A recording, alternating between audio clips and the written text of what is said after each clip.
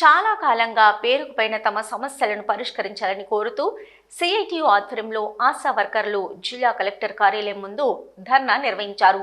ఈ సందర్భంగా సిఐటియు నాయకులు గిట్ల ముకుందారెడ్డి మాట్లాడుతూ అనేక సమస్యలను ఎదుర్కొంటున్నారని, వారి సమస్యలను పరిష్కరించడంలో ఈ ప్రభుత్వం పూర్తిగా వైఫల్యం చెందిందన్నారు.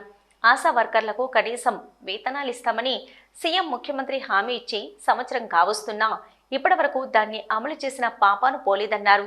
ఇప్పటికైనా ఈ ప్రభుత్వం స్పందించి ఆశా వర్కర్లకు 18,000 రూపాయల వేతనాన్ని అమలు చేయాలని కోరారు.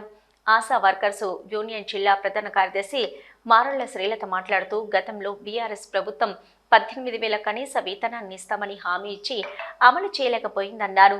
ప్రభుత్వం కూడా 18,000 రూపాయలు ఇస్తామని చెప్పిన సీఎం రేవంత్ రెడ్డి అధికారంలోకి వచ్చి సంవత్సరం కావస్తున్నా ఆయన ఆ మాట ఎత్తడం లేదన్నారు.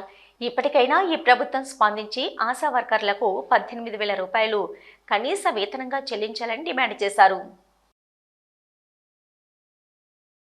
సమస్యలను కాంగ్రెస్ పార్టీ తక్షణం పరిష్కరించాలని చెప్పి సిఐటిగా డిమాండ్ చేస్తున్నాము.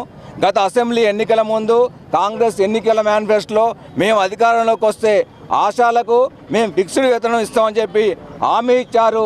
సంవత్సరం గడుస్తూ ప్రజాపాలన ఉత్సవాలు జరుపుకుంటున్నప్పటికీ ఆశాలకు సంబంధించిన 18,000 వేతనానికి ఫిక్స్డ్కు ఇవ్వడం లేదు.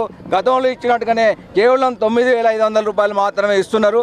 అంతేకాకుండా అనేక సర్వేలు ఎప్పటికప్పుడు అధికారులు చేయించుకునే ముందు వాటికి సంబంధించి మేము ప్రత్యేక పారితోషికం ఇస్తాం, ప్రత్యేకమైన బిల్లులు ఇస్తామని చెప్పి మభ్య పెట్టి ఇవ్వడం లేదు. ఆ విధంగా లెప్రసీ బిల్లు రావాల్సి ఉంది. అట్లాగే ఎన్నికల డ్యూటీ చేసిన నిమిత్తము కేవలం కర్నాటక జిల్లాకు మాత్రమే ఎన్నికల డ్యూటీలకు సంబంధించిన డబ్బులు రాలేదు. అదేవిధంగా ఈ కనీస వేతనాలు కూడా అమలు చేయాలి, 26,000 ఇవ్వాలని చెప్పి సిఐటిగా డిమాండ్ చేస్తున్నాం. ఈరోజు రాష్ట్ర వ్యాప్తంగా మాకు 18,000 ఫిక్స్డ్ వేతనం ఇవ్వాలని అన్ని కలెక్టరేట్ల ముందు మేము ధర్నాలు నిర్వహిస్తున్నాము. బీఆర్ఎస్ ప్రభుత్వం అంటే కాంగ్రెస్ ప్రభుత్వం చాలా మొండిగా ఉన్నది. ఎందుకంటే మాకు 2 సంవత్సరాల నుంచి పెండింగ్లో ఉన్న లెప్రసీ బిల్లులు ఇవ్వడం లేదు. అట్లాగే 2024 పల్స్ పోలియో బిల్లులు కూడా ఇవ్వట్లేదు. అట్లాగే ఎలక్షన్ డ్యూటీలు వేస్తున్నారు, ఆ డబ్బులు కూడా ఇవ్వట్లేదు. ప్రతి ఒక్కరు కూడా మాకు పెండింగ్లో ఉన్నవి వెంటనే ఇవ్వాలని చెప్పేసి 18,000 ఫిక్స్డ్ వేతనం, పిఎఫ్, ఈఎస్ఐ సౌకర్యం కూడా కల్పించాలని చెప్పేసి ఈరోజు తెలంగాణ రాష్ట్రంలో మొత్తం అన్ని కలెక్టరేట్లు దద్దరిల్తా ఉన్నాయి. కాబట్టి వెంటనే ఇప్పటికైనా కూడా ప్రభుత్వం తన వైఖరిని మార్చుకోవాలని కూడా ఈ కరీంనగర్ జిల్లా నుండి మేము ప్రభుత్వాన్ని డిమాండ్ చేస్తున్నాం.